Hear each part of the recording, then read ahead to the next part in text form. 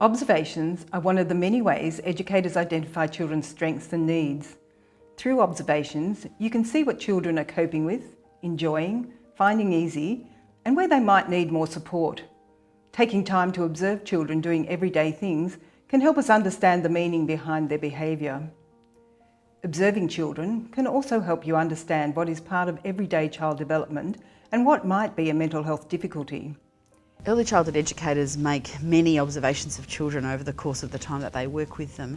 It's important that in those observations that they make about children, that they, from time to time over the course of the work, look particularly at the way children are travelling in terms of their social and emotional wellbeing, with a focus, if you like, on mental health. And what we're looking for in that sense is meaningful observations about opportunities where children are changing and growing, learning more about themselves and others, that we record. And then when we record that information, then we can make decisions about what we will do as educators to support their further learning.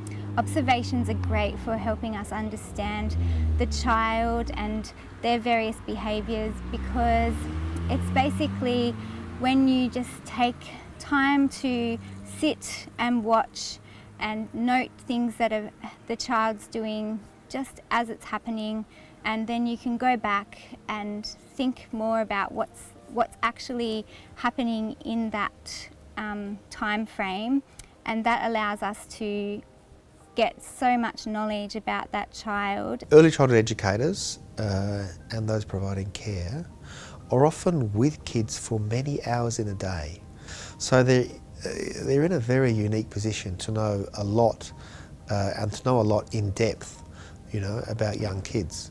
And they've got the opportunity to experience what these kids are like, both from a kind of emotional point of view, a behavioural perspective, and they end up usually knowing a lot about their relationships. Once they've known them for a while, they become very familiar with the way these kids relate, not only to themselves and how they might relate to other adults in the team, early childhood care providers or educators, but also how they relate to other kids and what their relationships are like with their peers. It's a pretty rich source of information. There's different kinds of observation to observe children's behaviour or to understand children's behaviour. I think observation that gives you a series of checklists and problems just makes everything feel heavier and takes your energy away about where you can go with this child. I think observations that document relationship are very valuable, in the sense that what I mean by that is that you look at how the child uses you as a resource. How free are they to come in and ask for help from you when they need help? Observations that help you to be able to see all the things that a child can do are very useful, because then you get the level that's the right starting level for a child. That's critical, because often I think when children have difficulties, we immediately think we have so much to teach them and they have so much to learn. And often what gets overlooked is the level to start at. So documentation which helps you to see what a child can do, then you know where to start, and it also brings you in good connection with the child. So when we are collating documentation for the children, we obviously do it across all areas, but in particular with those children that we are finding we're having concerns, whether it be socially or emotionally, we document that in the same respects, I guess. We use snippets, so anecdotal evidence, but then support it with our reflections and why we've come to that. We also, if we have had a conversation with parents, we also document that in the same book. So it's a running record basically of that child and who they are at the service. If we look at how children communicate in the very early years, they'll communicate generally through their behaviour and through their actions. So they, for example, the one thing that is going to be obvious if something's not going right for a child is you'll see a change. And that's when you have to be thinking, okay, what's going on? What's behind the change?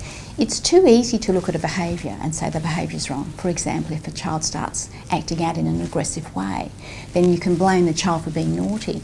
But you have to look at what's driving that change in behaviour. And if it's unusual for that child to behave in that way, then there's definitely something that's driving that change in behaviour. And that's when you have to look at what else is going on in the child's life, what could be causing these sorts of things. When you think about relationships, you think about children having relationship needs. And so their behaviour is how they communicate those needs.